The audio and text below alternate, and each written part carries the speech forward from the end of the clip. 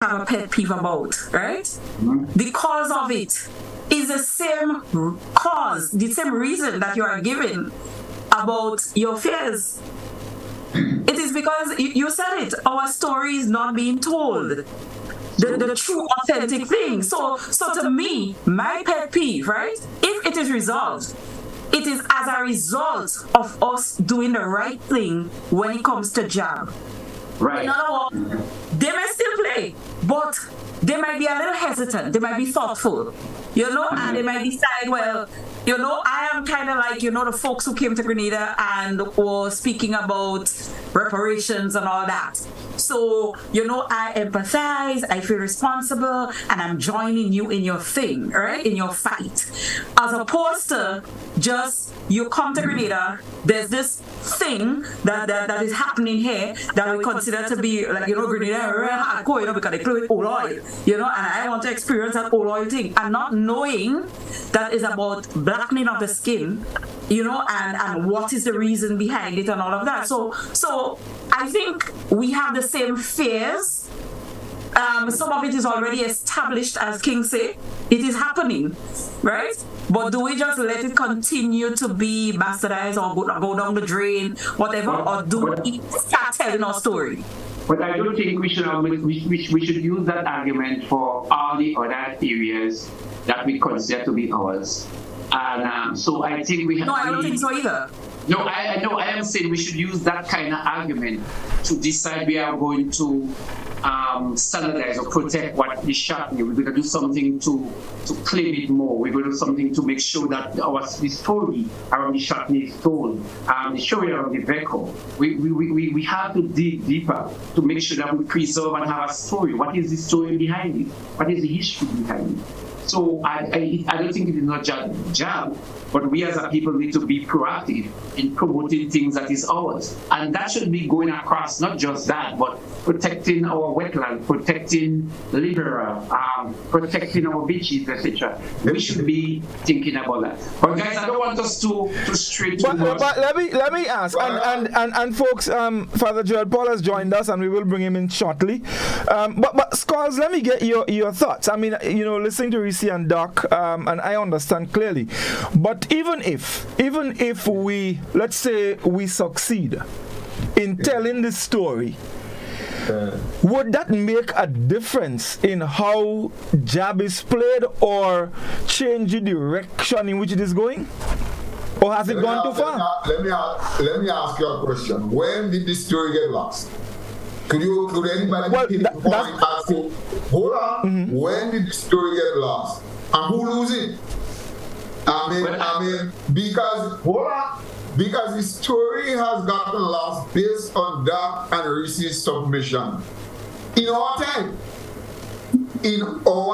the story has gotten lost. So the truth is that if that is the case, then we are culpable as well. If that's what you're saying, right? But we are admitting that.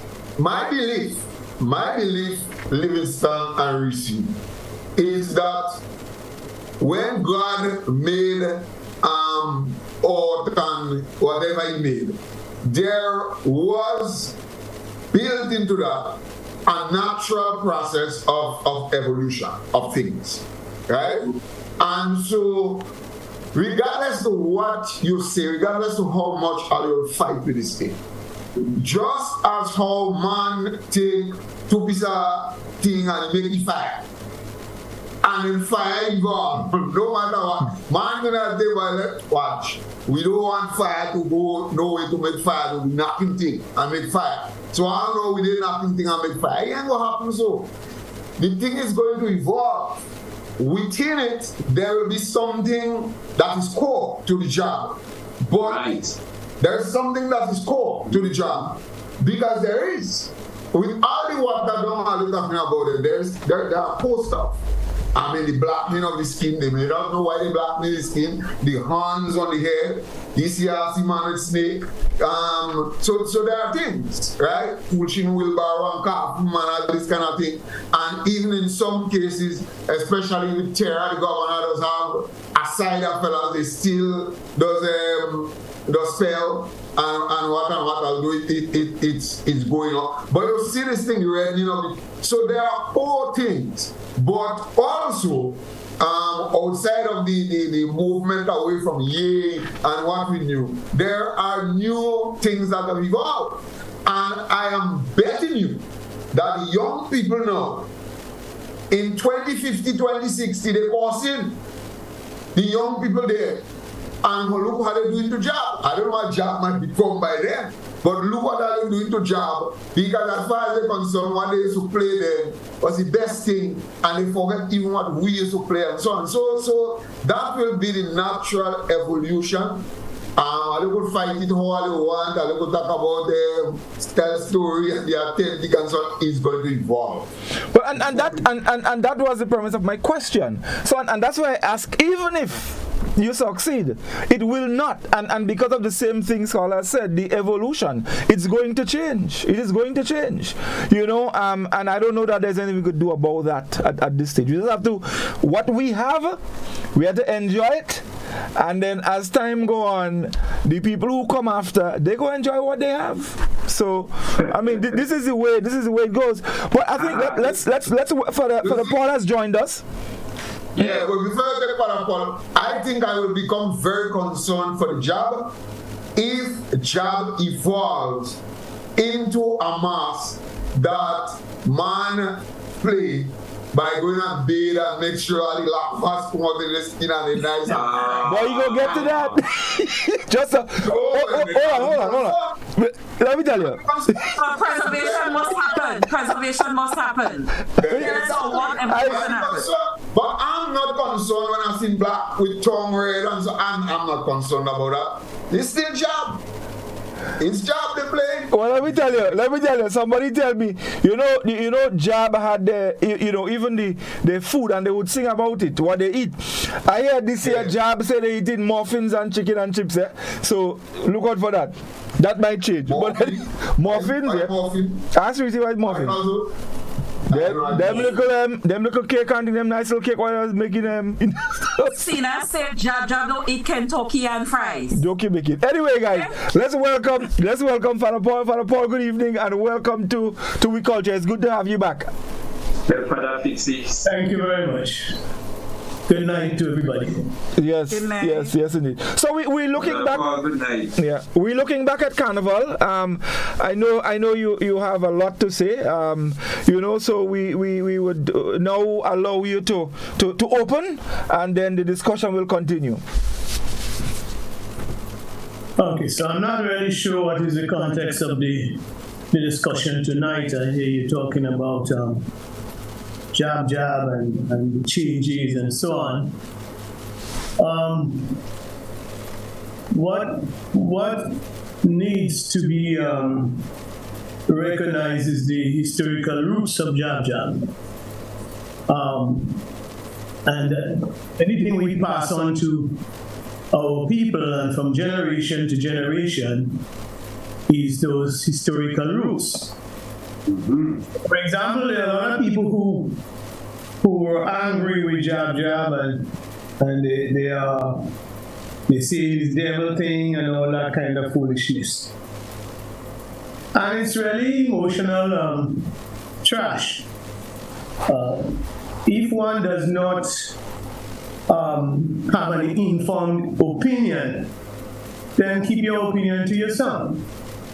Being emotional about it, about any matter, and getting uptight and getting on and so on doesn't make any sense.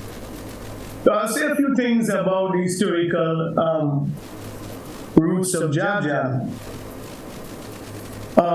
The masters, the slave masters, the white people played their carnival during the Lenten season. And there was nothing for the black people.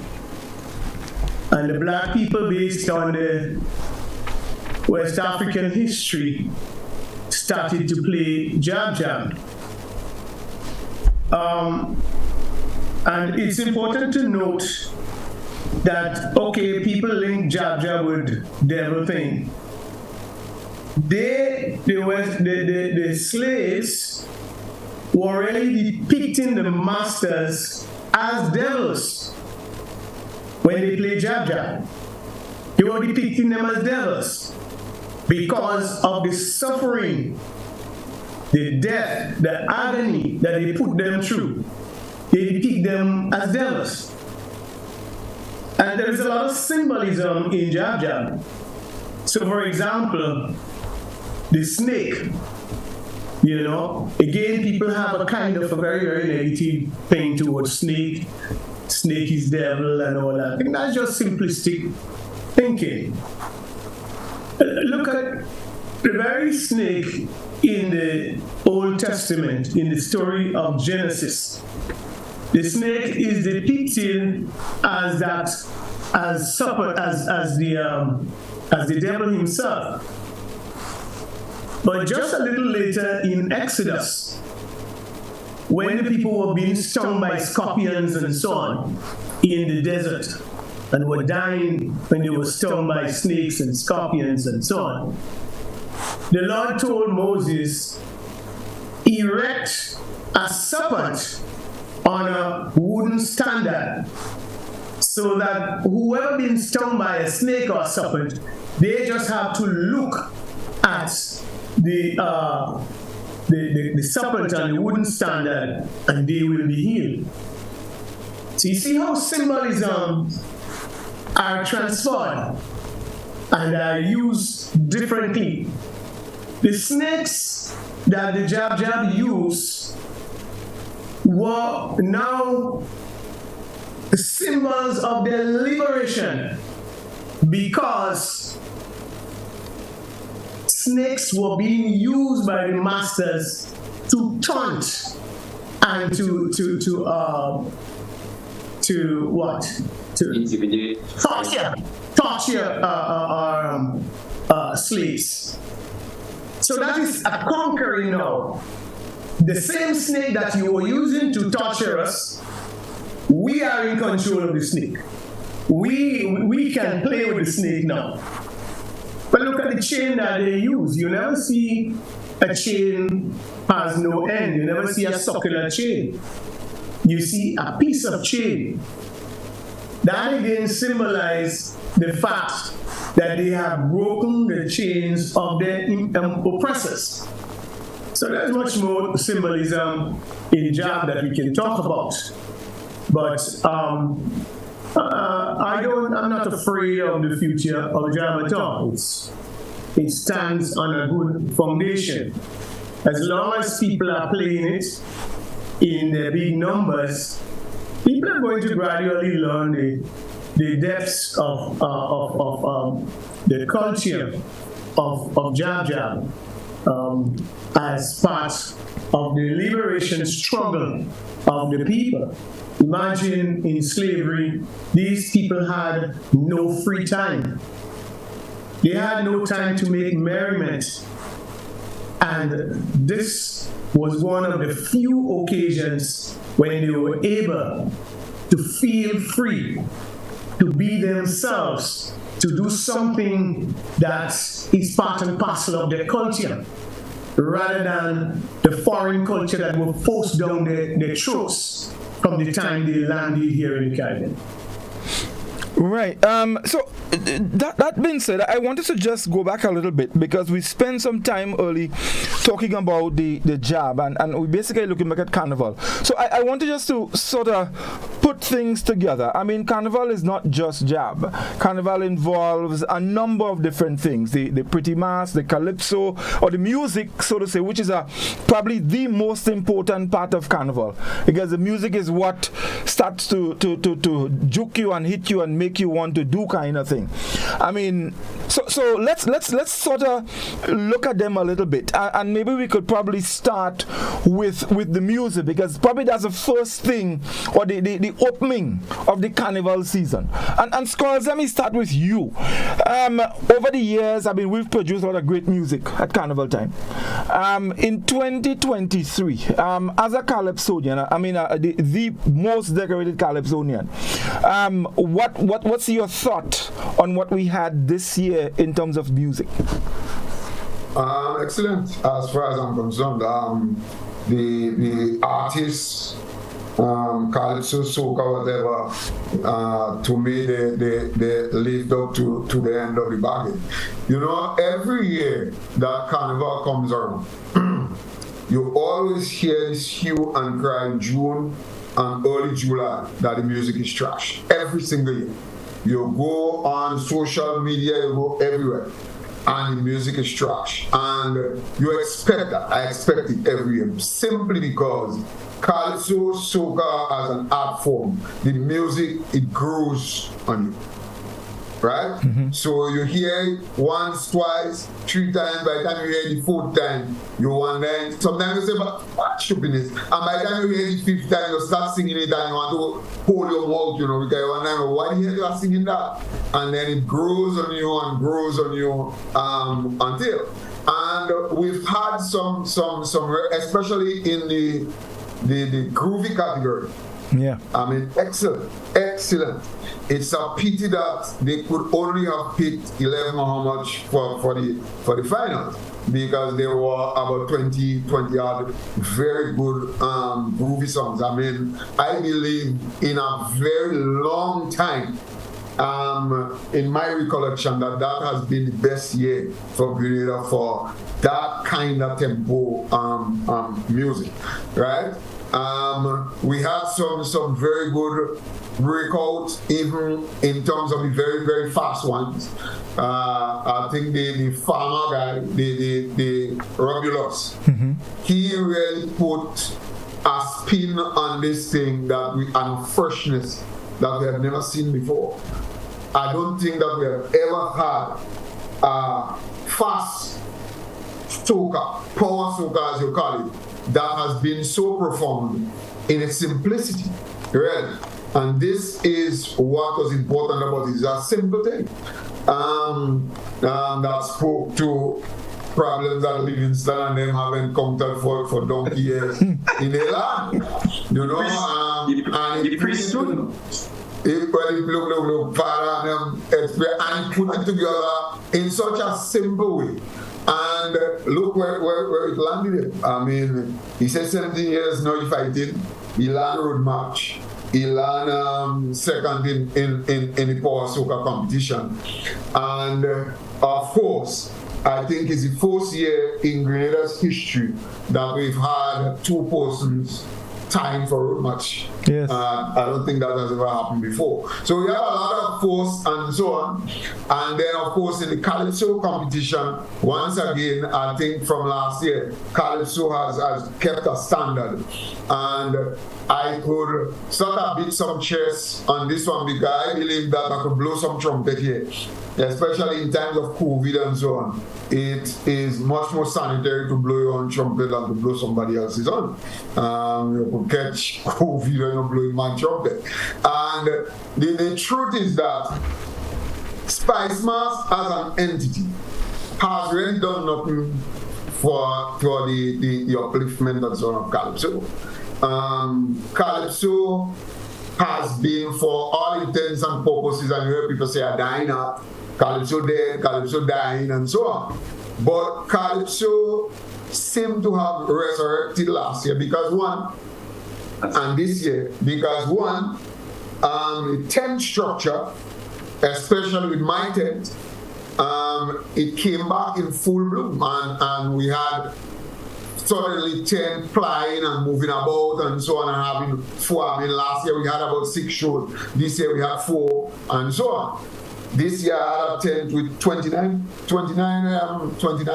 Calypsonians. But what is even more, people got a chance really to savor and to interact with the Calypsos at the tent level without going to the tent. We use the technology, and so Calypsos are streamed and so on, and that played a big role. I mean, that was my own doing. That was my doing, really, for the last 2 years.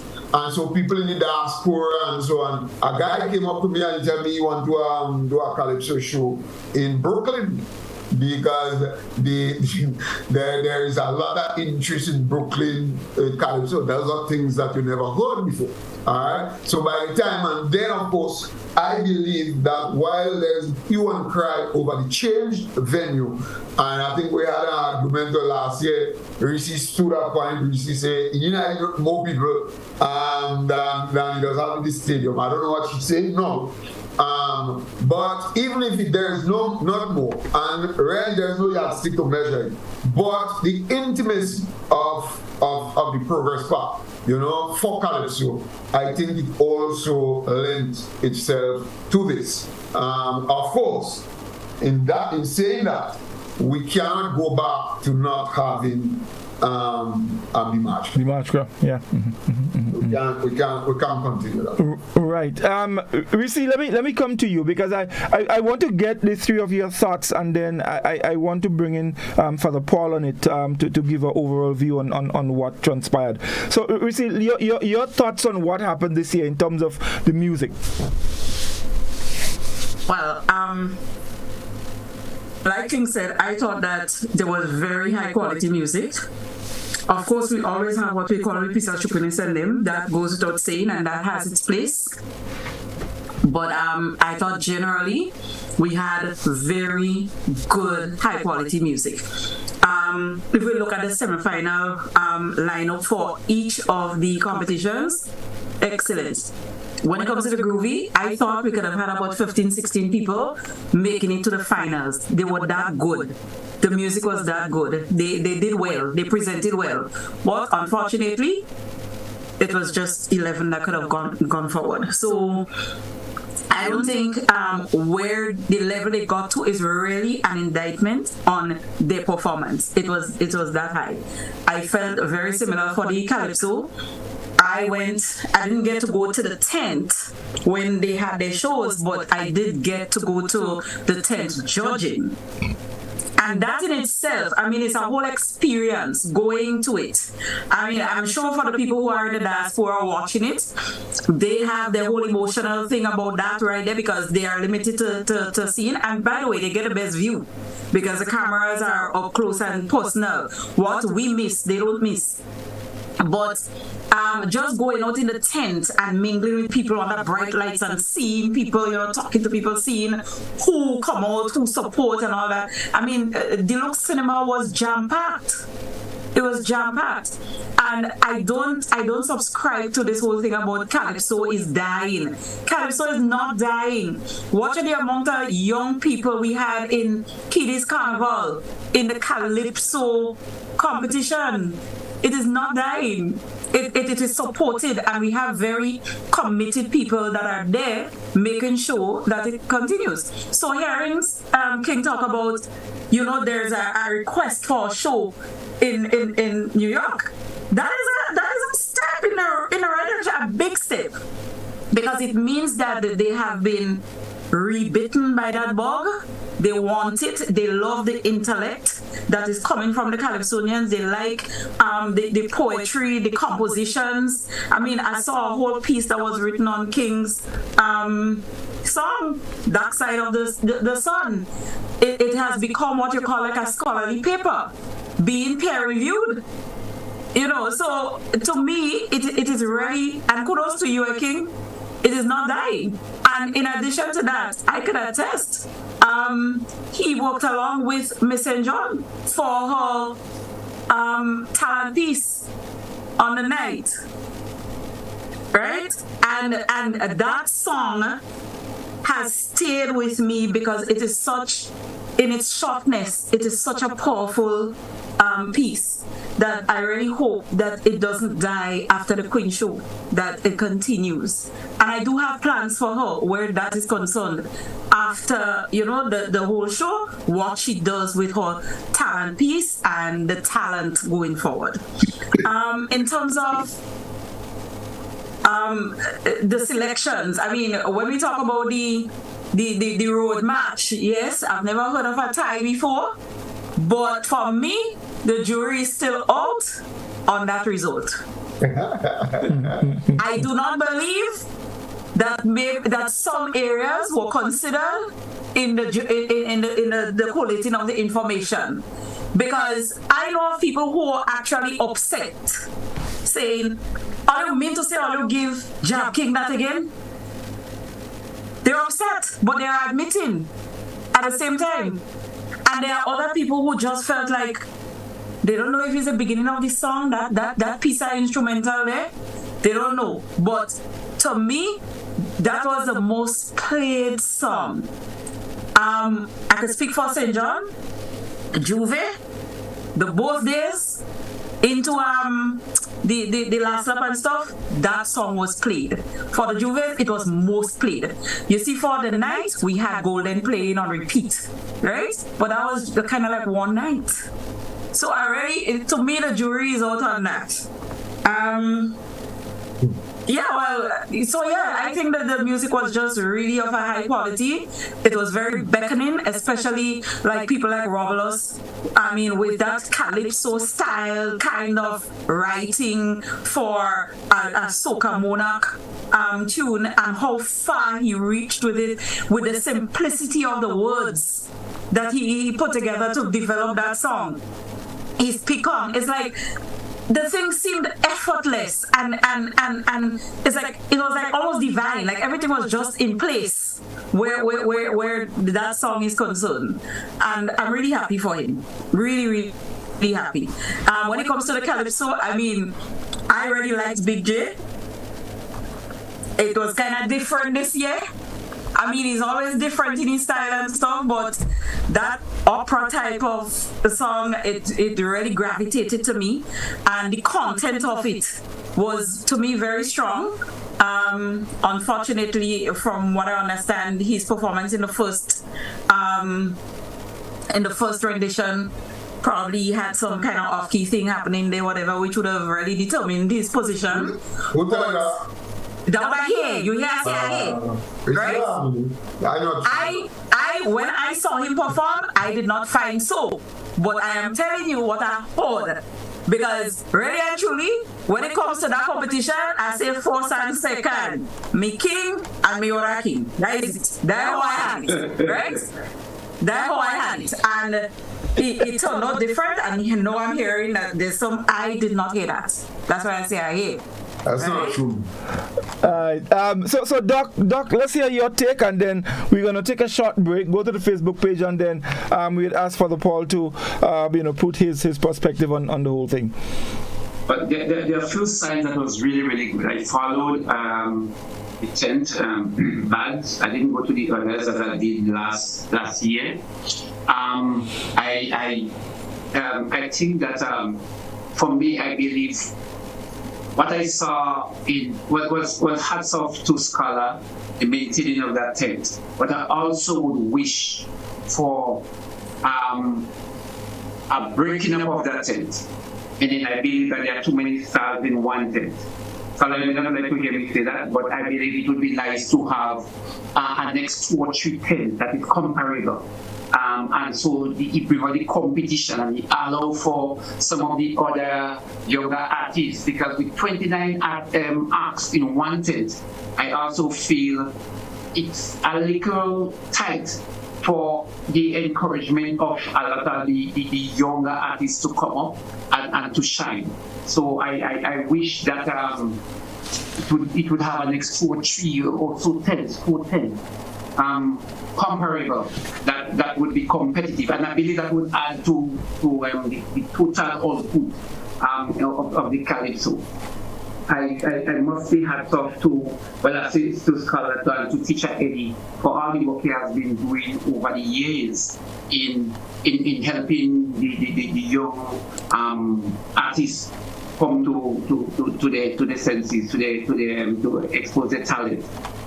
The semi-finals and the finals, for the first time, I think I've heard so much pick-on at the final level. So it was very entertaining. And as Scholar said, for these last 2 years, to me, Calypso had a serious jolt, and I can see going further.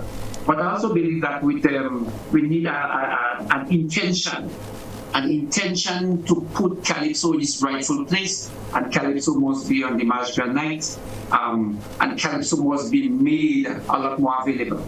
I personally didn't like the idea that example like the semi-finals or the finals of the Calypso or the Soca Monarch, you heard nothing on radio. I know, yes, there's need to make money, and Spice Mass is walking through a rack and a hard place, if that is saying. But I believe that the older people home, the people that have invested a lot, should at least be able to stay by the radio and listen. And if we have to spread the culture, I believe that is one way we have to allow people to be able to tune in, to listen, and not only because you can pay and pay-per-view, you must be able to listen to music or to the Queen show, etc. We are in a juncture where the thing is growing, but we need more input in terms of people coming on. So I actually believe that. You were asking just about the music. I must comment that we had a soca that was a total social commentary. It hit right on the pulse of the nation. The choice of language, the word usage of our lingo was extremely powerful and in place, and I think it captured the audience in such a way. For a matter of fact, on that night, that was the only artist that seriously moved the whole stadium. That is Robeless. And I think it is out of the heart. Apart from that, the whole ambience, Soca Monarch and the Groove Monarch and the Calypso was one where it shows that Grenadians are again and embracing the art form. And we still in music, so I think I would wrap up with. Right. So okay, great. So but Father Paul, I would just ask you to wait 2 more minutes because we need to take a short break. When we come back, we'll bring you into put your cap on all of this. So we take a short break and we'll be back in just a moment. Stay with us, folks.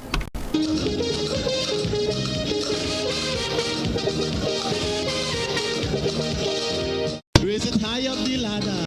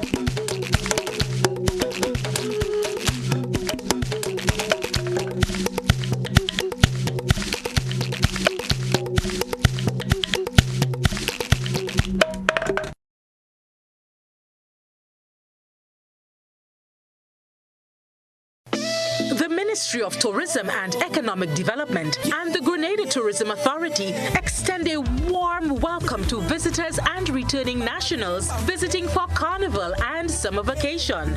We do hope you enjoy your stay with us, and we invite you to return with friends and family to celebrate our 50th anniversary of independence on 7th February 2024. Tourism is my business, your business, our business. Save water! Save water! A good setter, save water. True regular, save water. Masquerader, save water. Real regular, save water. Why? Shower in 5, not 45. Brushing your teeth, use a cup of water. Don't leave the tap open, be smarter. Save water. Don't let your water bill get too high. Save the water that falling from the sky. Hear me now? Hey, full up your barrel. Yeah. Full up all your barrel. Yeah. Full up all your barrel. Save water!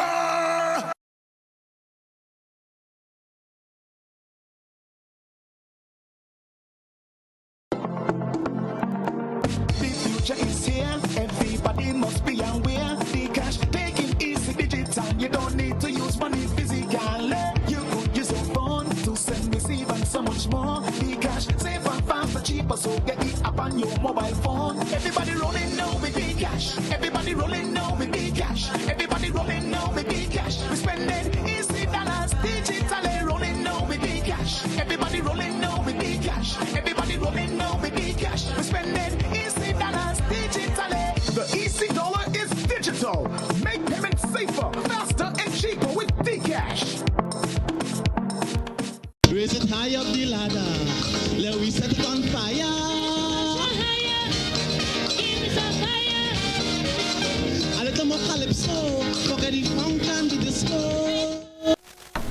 Welcome back, everyone. It's We Culture, the first in a little while, and of course we're looking back at Carnival 2023. Father Paul, of course you've listened intently to what was said before. We spoke a bit about music, but I want you to put into context your thoughts on what transpired in 2023. 2023 Carnival. Another question I want to ask you, of course, is what you've been probably asked on numerous occasions, and I'm going to ask you anyway. Carnival is generally seen as a devil thing. Of course, you participated in the masquerading. Talk to us about that. Okay, so what I have to say is that what was said about the music, the various art form, calypso, soca, and so on, it was well said. I concur with what was said in terms of the quality of the performances and so on and so forth. One little area of concern that I always have is in the area of the steel pan. The steel pan has a very rich history for us. It's a big part of Grenada's heritage. Although the steel pan was created in Trinidad, 3 of the 5, at least 3 or 4 of the 5 persons that were involved in the original creation of the instrument were Grenadians. Many people do not know that. And it's also wonderful to know that the steel pan is the only original instrument created in the 20th century. Every other instrument created is an improvisation of some older existing instrument. The steel pan is the only originally created instrument in the 20th century. And I think I'm right in saying that steel bands have been struggling, and I believe that some incentives should be given to them in one way or the other to bolster the steel band art form. I was happy in the Jab to meet up with one steel band coming through the streets, and I really enjoyed them. I think I saw a piece on Tuesday as well, Tuesday evening. But that's the thing I would like to say, that we need to do more to strengthen the arm of steel band as part of the Carnival happenings. You know, I lived in Trinidad for 6 years during my studies, and the most wonderful thing was to see during the Carnival season, and I say season, in the many weeks leading up to Carnival, young men and women will go to work with 2 sticks in their back pocket or in their bag, and religiously come from work and play the steel band from 5 to 12 and 1 o'clock in the morning. Religiously do that for weeks upon weeks upon weeks. And that demonstrates tremendous commitment and discipline. But you know, what would be happening to all these people and their energy if they were not able to participate in the steel band in that way? And by the way, social scientists and so on have long said that the carnival itself is an opportunity for people to just pour out all their stress. People are living under a lot of stress. The people in the upper class, they can take a flight and go here and go there. They can go to dinner on a Friday and a Saturday and a Sunday.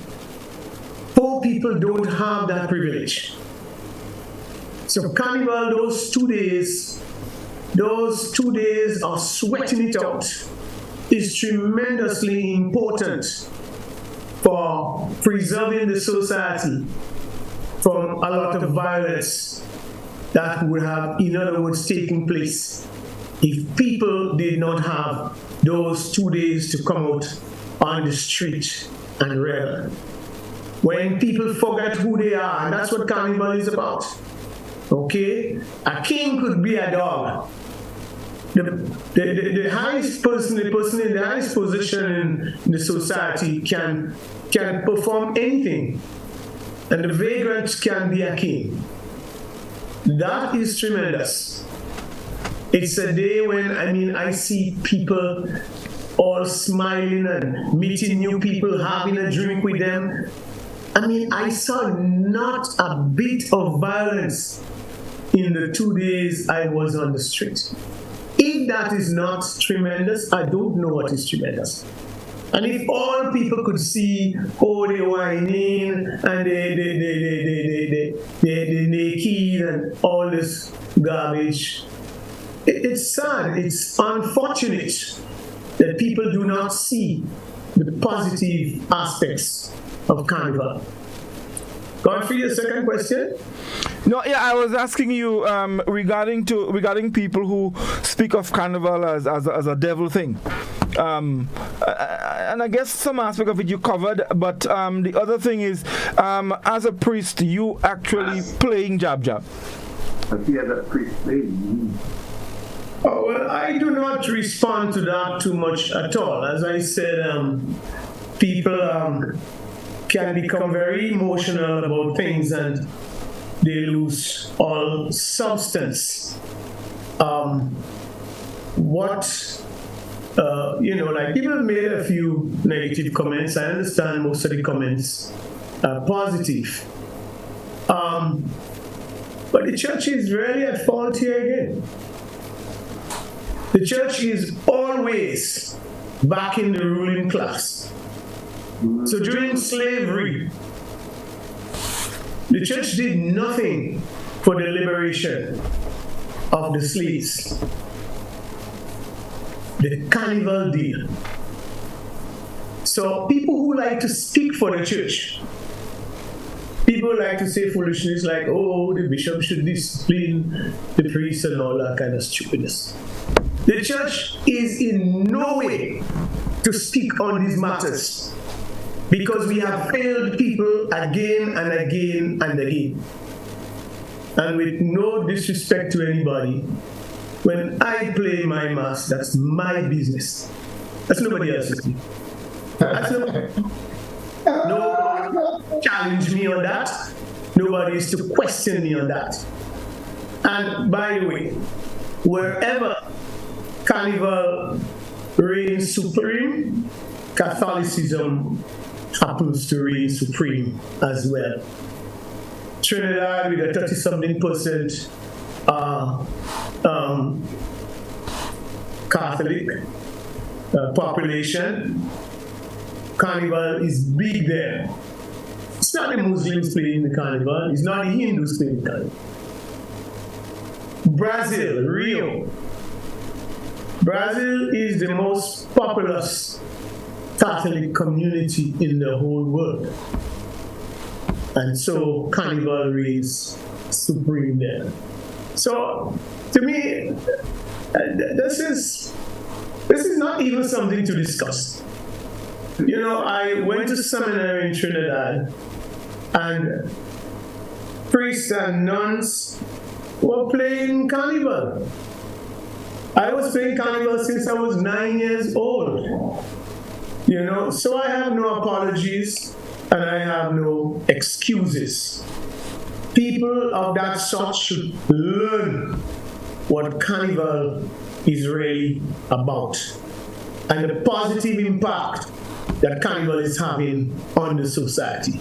That's what they need to learn.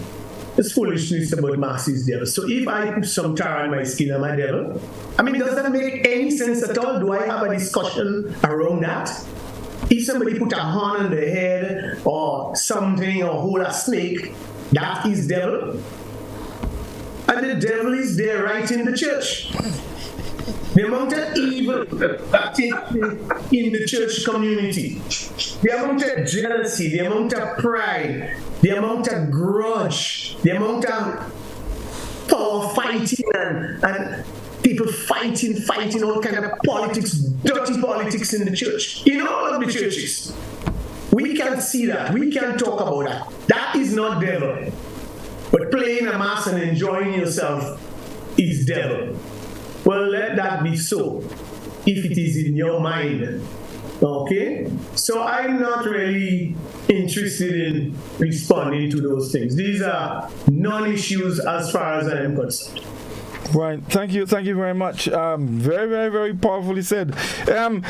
Before I come back to you guys, Reece, we need to take some Facebook comments. I know our friends on Facebook, they've been missing us. They've been quarreling, so let's hear what they have to say on what's happening.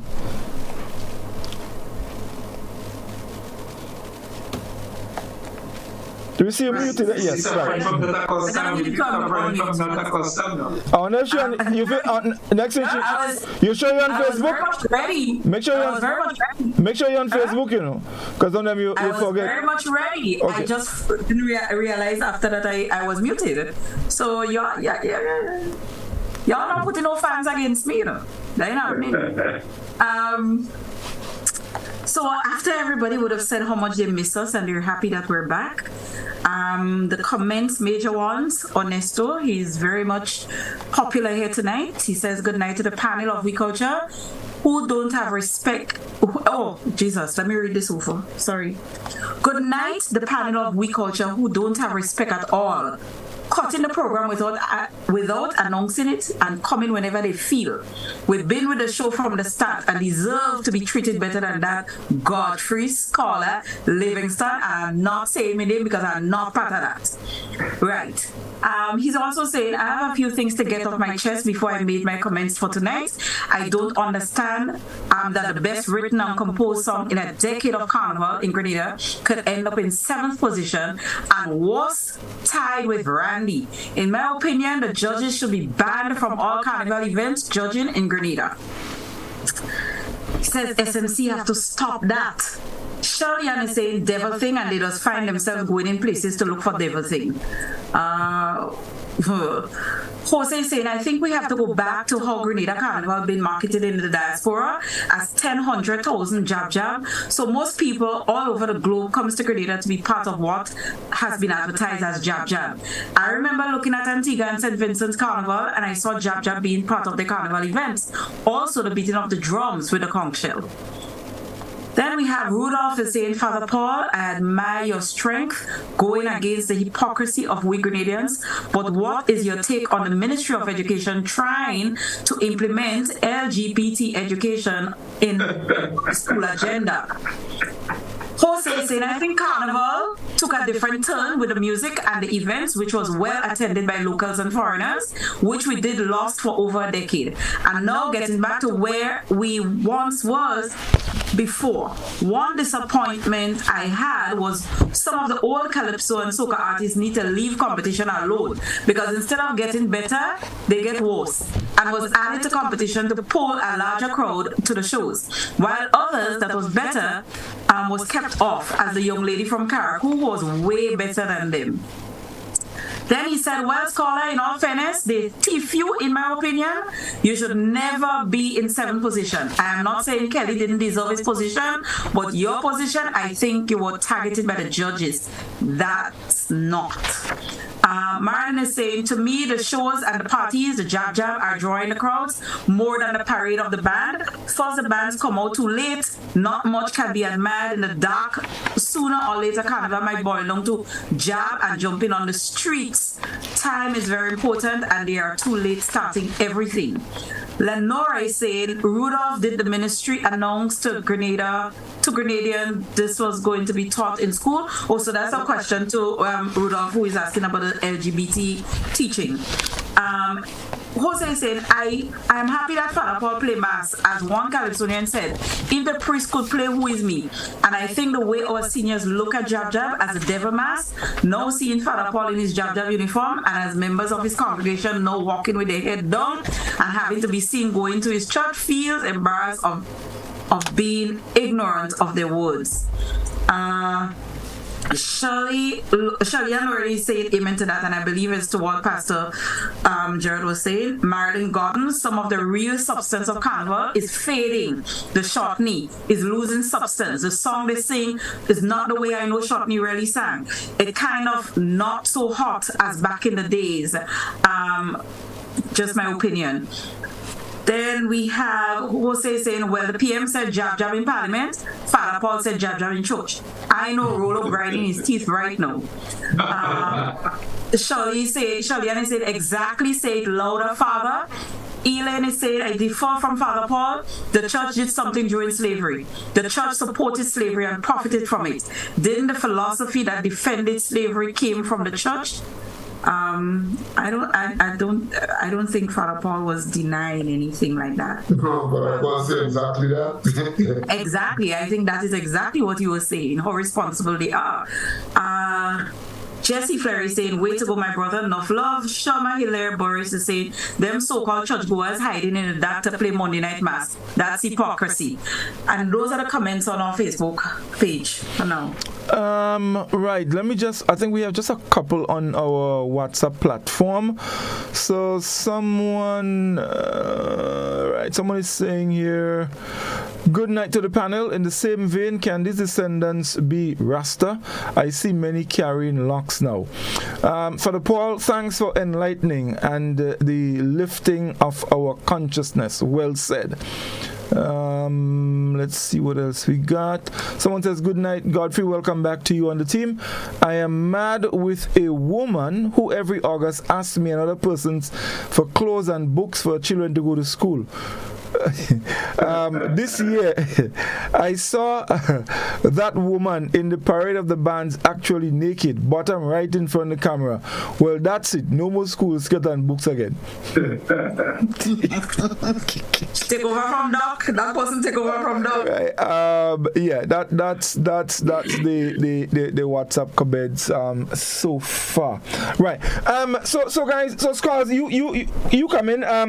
You listen to Father Paul. Your take.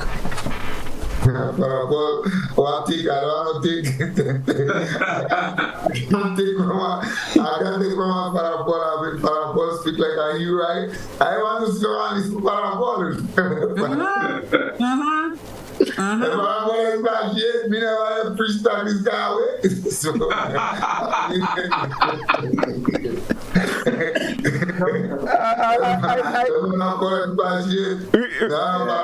Father come good. Don't forget that we may need to take some callers as well. But no, I mean, when you said that you had Father Paul to bring on the program, I knew that was going to be a good night, Tuesday night. Especially the hypocrisy and stuff that he pointed out. Those are things that little us have been saying for a very long time, and to hear it coming from him. This is such a liberated. It's one of the my very first, and it stayed with me. One of my very first impressions of Father Paul that has stayed with me for a very long time was a legend concert that we had. One of them soca fellas was singing on Father Paul. Red plastic bag. One of them fellas, man. I remember a mask in front there. I still want the head. Father Paul dance from the start to finish. But not just that. I think Father Paul had set a new record for shows. That's the only time I see somebody dancing a show with partner. You all forget to back out my shirt too. Yes, he back the shirt.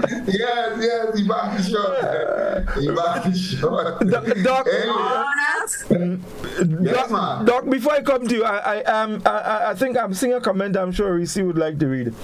One that differs with Father Paul. Right, Tashi James, and I have another one on WhatsApp too.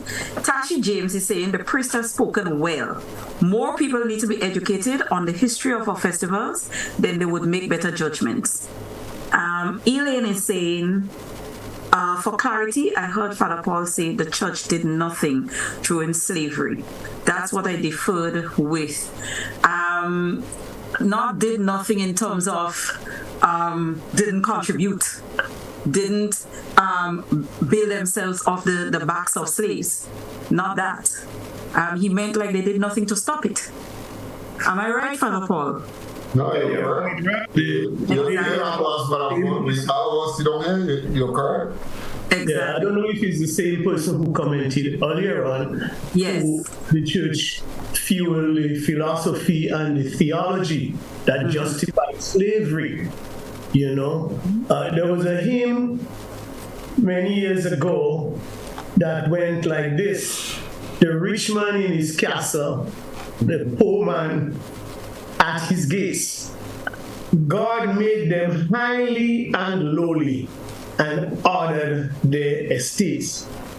Now that hymn had to be removed from the hymnal. But that hymn is saying that God makes some people rich and God makes some people poor, which is a blatant lie. The society is so constructed that some people will go up and a lot of people will always be going down.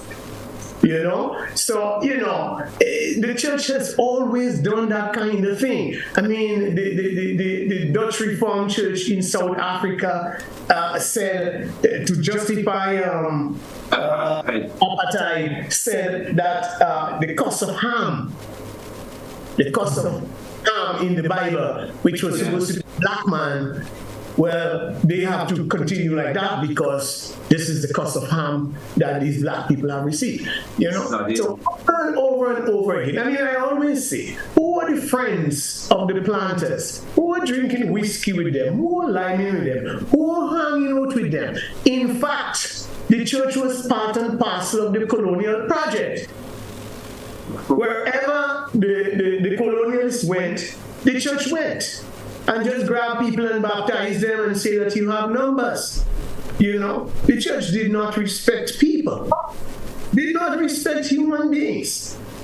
Because remember, you know, in the universities of Europe, which were many Catholic universities, they were arguing whether an Indian has a soul.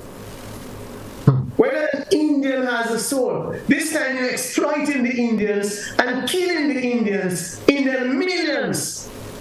And you're asking the question, does an Indian has a soul? Well, obviously they're going to be asking the question, does black people have soul too? I think they put them as 3/5 human. Yes. The church is, with a few exceptions. The Archbishop of Johannesburg, what's his name again? Desmond Tutu. Anglican, yes. Desmond Tutu. Alan Bosak and so on. With a few exceptions, the church has always chosen the wrong side of history. It has chosen the side of the privileged. Mm-hmm. It has joined the privileged. So Godfrey, I just wanted to say yeah, sure. So Father Paul, I mean, we have had many discussions. I think I know you for most of my life, or maybe all of my life. How difficult or easy for you in terms of navigating with your congregation, because I know you were one time in St. David and then you moved to our next congregation. How difficult it is for you communicating, knowing how conservative and probably how brainwashed a lot of our old folks have been over the years. And then there's the first part as relates to your congregation. And I don't know, this one you can play the fifth. In terms of your relationship, does other priests share your similar belief or ideology or message? Sentiments. The sentiments. sentiments, yeah. The congregation is the most beautiful experience. I don't think people are as conservative as they seem to be once you can speak the language, you know. So, I mean, let me give you an example.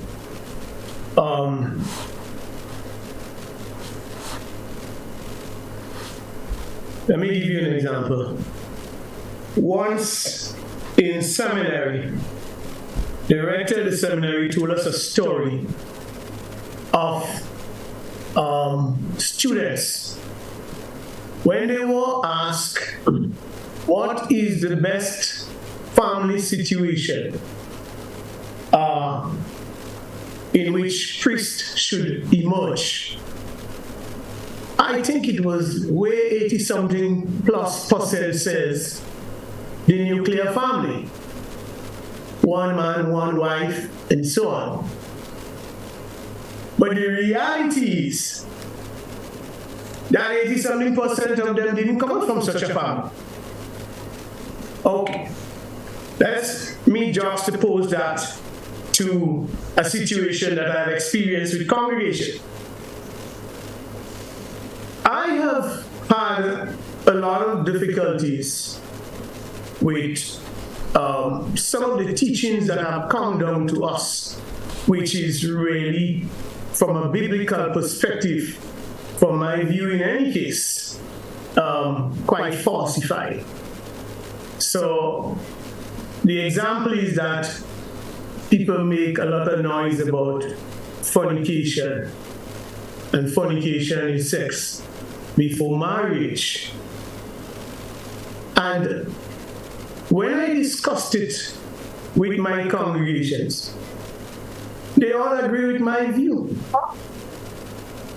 And my view is that this basic teaching is very false.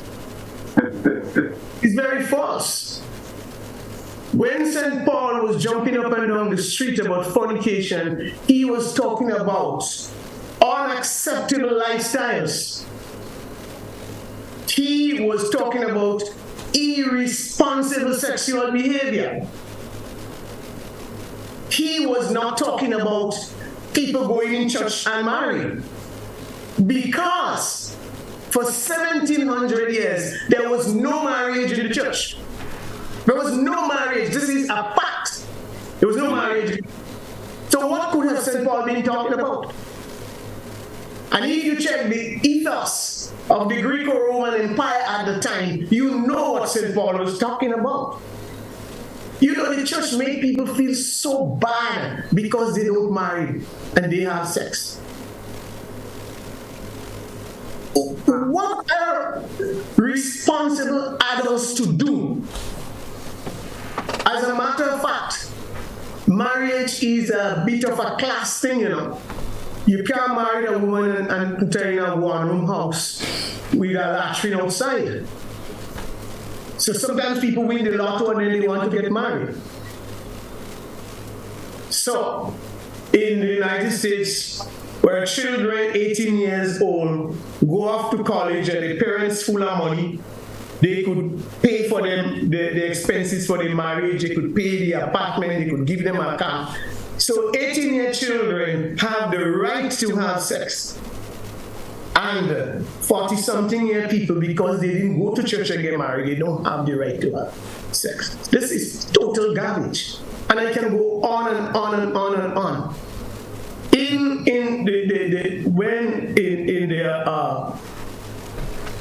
the Immaculate Conception, when Mary conceived by the power of the Holy Spirit.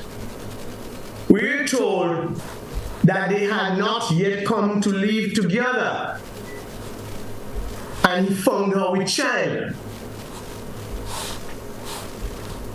The marriage was symbolized by the man and woman going to live together. Not by going in a church and doing ritual. Not by going to church and doing ritual. And while we are crushing the heads of people and tell them they can't come to communion, they can't do this, they can't do that because they're not married, at the same time, we priests killing them people and them wife and the woman and the child and the boys and the girls.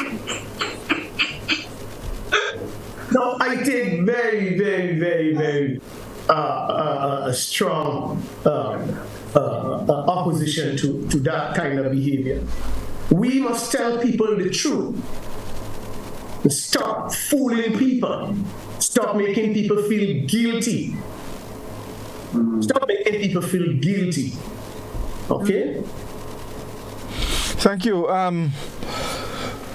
The telephone has been going, so folks, we have a little time. Let's see if we can stick in a couple calls. We definitely will have to continue. Let me say this now. So folks, the only little interruption we may have is on September 22nd, and that will be the semi-final game of the CPL. But outside of that, we on right through, so just keep that in mind, all right? So Jose, the 22nd, we may have a little interruption.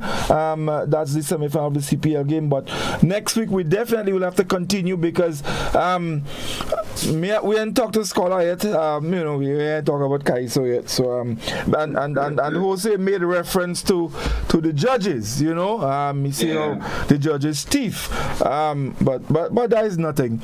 So the telephone number, folks, 435-2041. You can give us a call, and let's try and make it quick so we can get in as much as possible because it's kind of limited. So let's go to the telephone and see who we have with us. Oui Culture, good evening. Good evening, Godfrey. Yes, good evening. Where's Scala? Coming. Tell Scala, NMP, take us 6 for 9. I know what he take this 9 for 6 for. Okay. I can see put on his dress, I need to wind up me, if anything, I need to up. NMP take 6 for 9. And when he done, he go and he take 9 for 6. You understand? Okay, all the best. Tell him I say bye-bye, I salve and my consolation on him. Right, your sympathy. Thank you very much. Right. Scholar, the lady extends sympathy to you. You get a 7 for a 6. Like old people wash hand on you. Let's go back to the telephone. Oui Culture, good evening. Hello. Hello, Oui Culture. Yes, good evening, caller. Yes, good evening. Just a few comments on what Father Paul said about. Now, church did almost nothing, but while there were members of the church had slaves. As Sister Conida mentions, a particular priest who paid more attention to his slaves than to his care of the spiritual needs of his parishioners. However, there are encyclicals written by a number of popes who actually condemned slavery. The fact is that many of the Pope's followers did not follow his instructions, act in accordance with the description of slavery, immoral activity. I was glad to hear mention of the Hermetic hypothesis and of the fact that one person went to argue about the Indians having no soul. Now, there were two persons who were King Emperor Charles V. One was a Roman Catholic priest who didn't have a soul, and the other one Sepulveda, who argued that the Indians did not have a soul. And the conclusion of the debate was that Indians did have a soul. And the priest, Bartholomew de las Casas, delivered a very forceful sermon in Santo Domingo condemning slavery. But the instances of the condemnation of slavery did not find themselves in the actual practice of many Roman Catholics, including some priests. And the last thing I want to say is that there was one Peter Claver who, at the slave port of Cartagena, Peter Claver was a Roman Catholic priest, tried to attend to the spiritual needs of slaves. So while I am not condemning Father Paul completely, but there was some Roman Catholic activity which actually condemned slavery. The condemnation did not have, maybe had only minimal effect on the practice of slavery. Thank you very much. Thank you very much indeed, caller. Reece, let's. I think we have some more Facebook comments, so we can get them, because time is flying on us tonight. Right. So we have. Hold on, messages are popping up while I'm about to do this. Okay, so Lenore is saying the church, hypocrisy lies in the church. Too many people are hiding behind the Bible. She also said that the church is too political and discriminate against poor people. And she's speaking from experience. Tashi is sending hugs and kisses for the priest. And Lisa is saying, Father Paul, much respect to you. Jose is saying, I think the comments made by Father Paul is genuine, and I think we need others to be speaking about the issues that have been plaguing our communities for thousands of years, and no one wants to address it because we always have the respect for anything white and go along with it for years. And we've seen it a lot with our seniors from generations, because they thought that white people cannot do anything wrong. So they worship that ideology and pass it down to us, the next generations, and now we doing it to our children. So I think Father Paul is shining a light on the hypocrisy of what has been done to us. And we need a next program with Father Paul, because these are things we need to be discussing. I concur. Hannah is saying good night to the panel, and Jose continues, my last gripe for the night is the way the senior citizens were thrown underneath the bus by the SMC when they took away the radio coverage in the name of money and pushed pay-per-view. As we know, the excitement was listening to radio coverage, and now we used to clinch to the radio to hear the results and the songs. Grace Lawrence is saying very interesting discussion. Guys, those are the comments.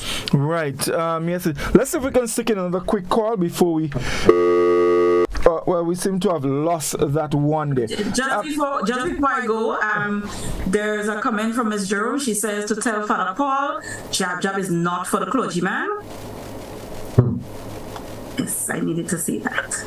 Jab is not for the clergyman. Okay. No, it's not for the clergyman. Let's see if we can stick in that call quickly. We Culture, good evening.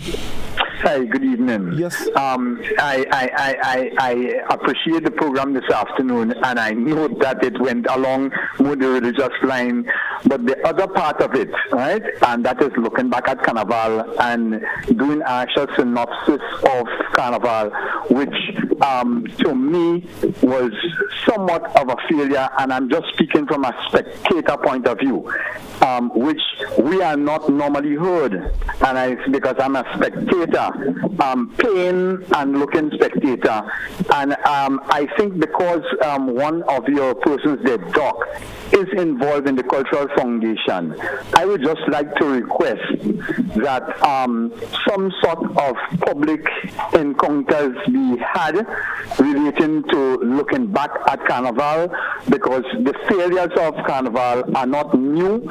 In fact, I myself, as a spectator again, did a full synopsis of it some years ago, maybe as far back as 2013, right?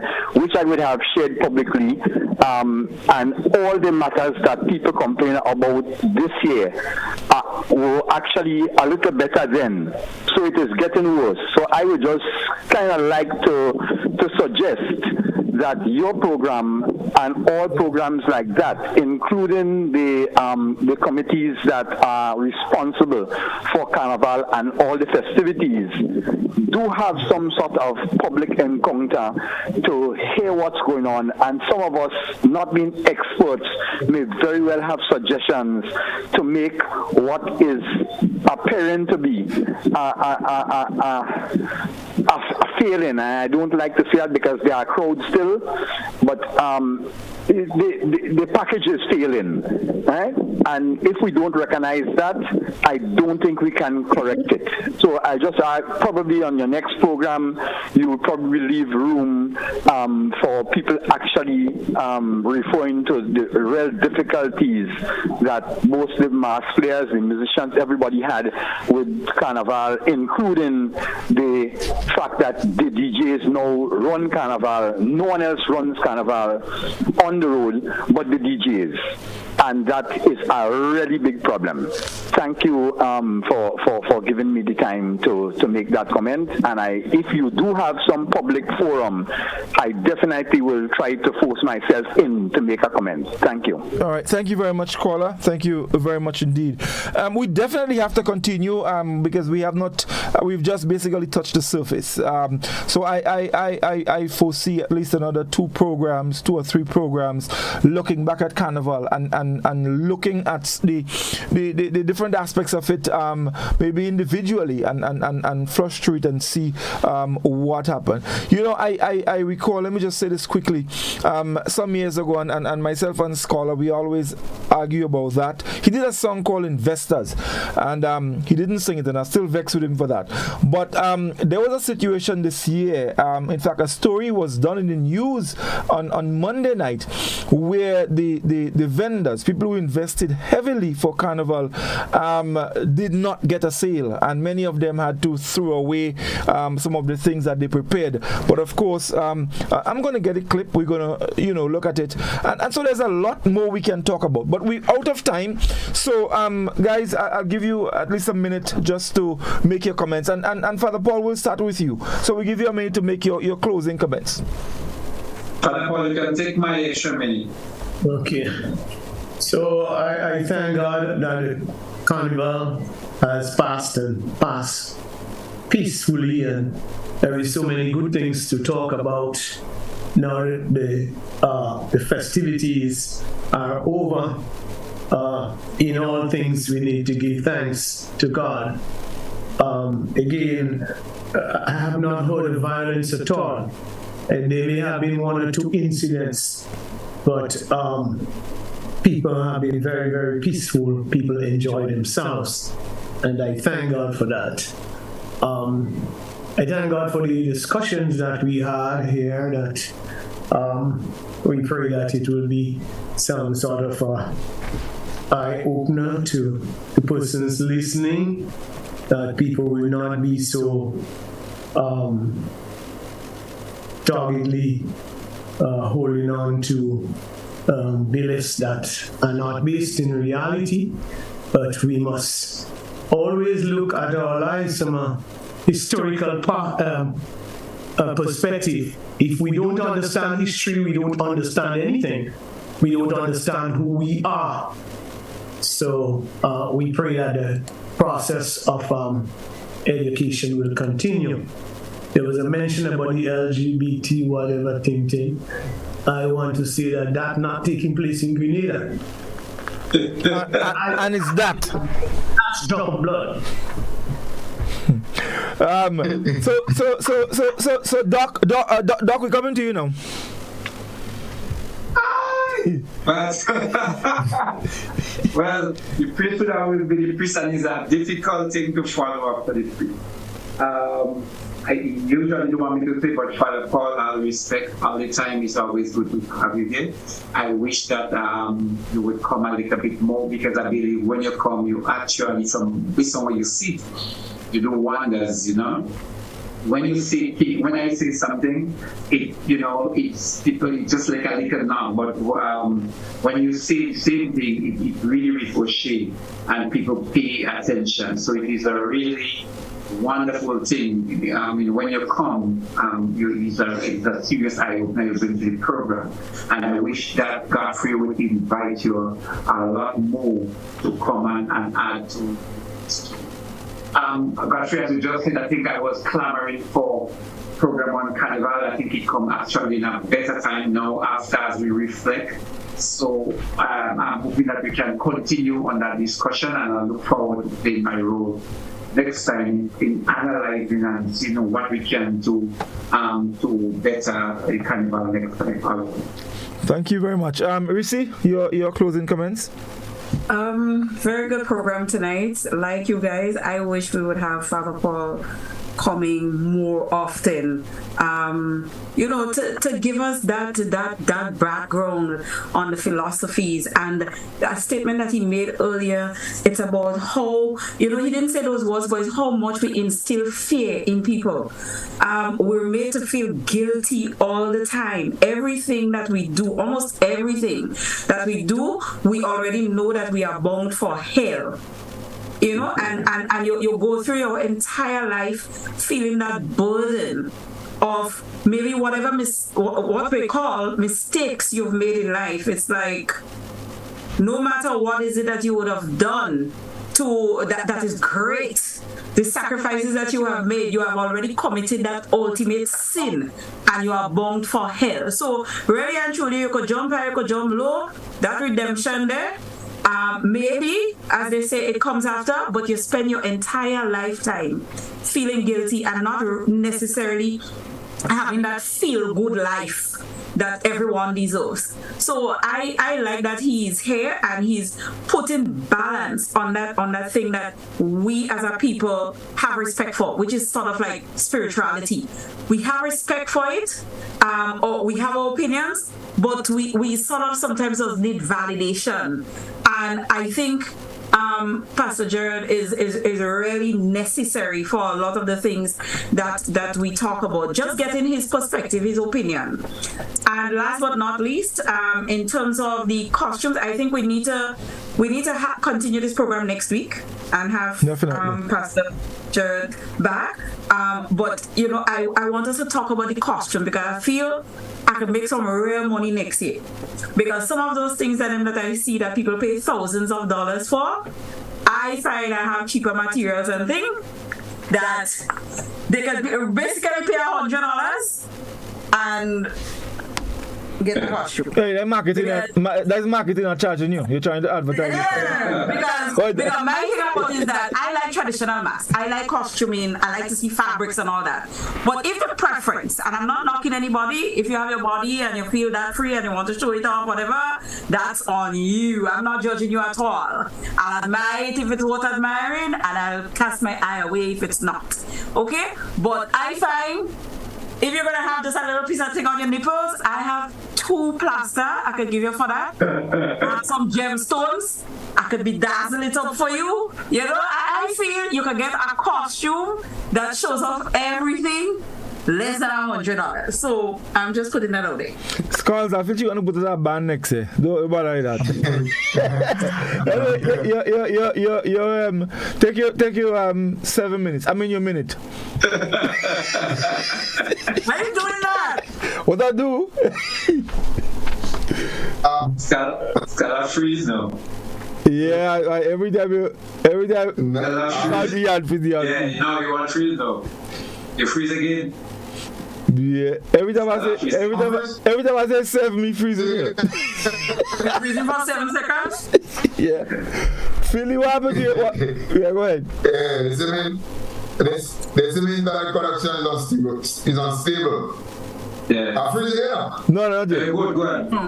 Okay, all right. So I just want to congratulate all the winners of Carnival. From Toothbagger Junior, Calypso, Queen, right up, Old Mass, Monday Night Mass. I want to congratulate all the people who played and were part of the spectacle. I know I can't call Leader Free name because Leader Free don't play nothing. Yeah, joking making. I don't play nothing. But everybody who played, including Father Paul, of course, hats off and to be that were part of the spectacle. I think this year we had a lot of foreigners who came.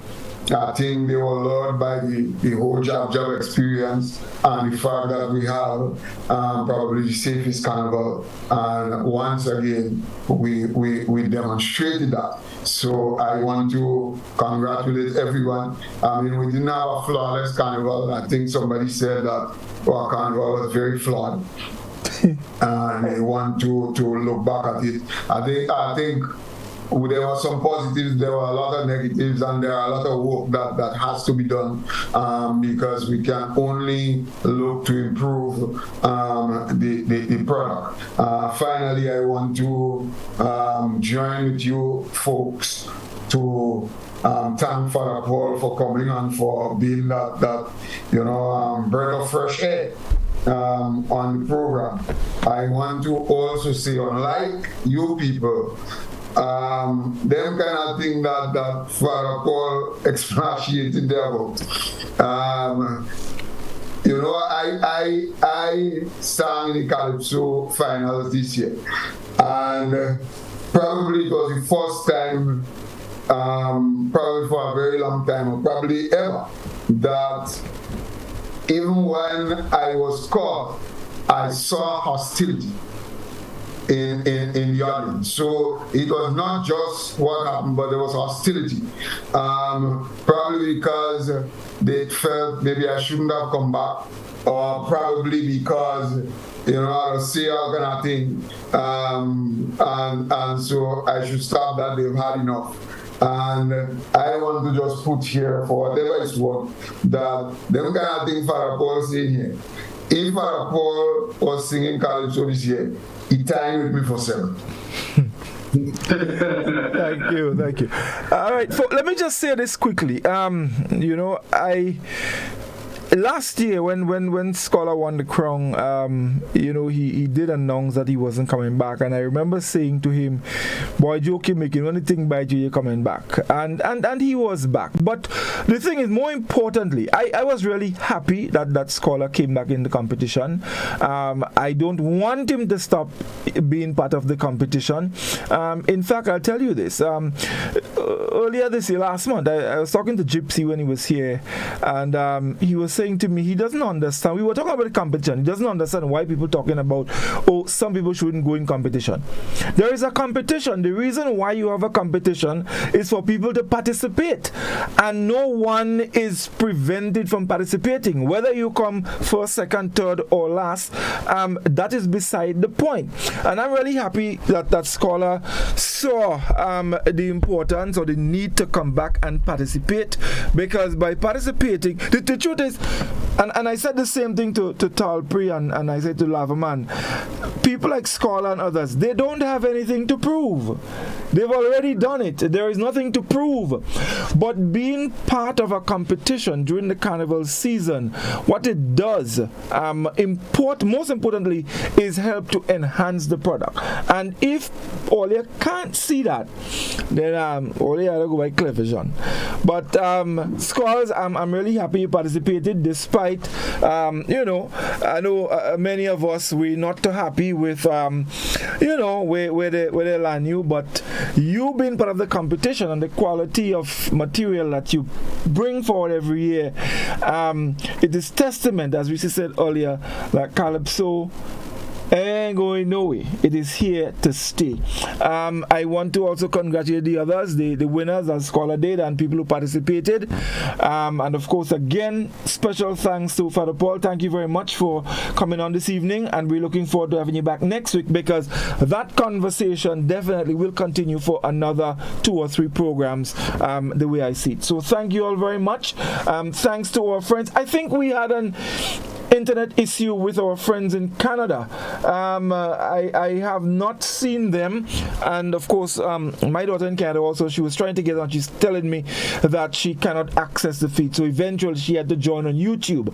So I don't know what is happening with the Facebook feed for our friends in Canada, but nevertheless the program is on YouTube. You can always go back and look at it.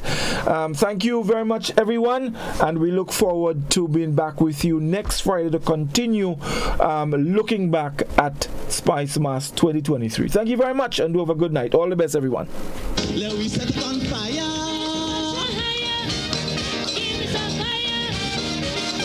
A little more calypso, forget the funk and the disco.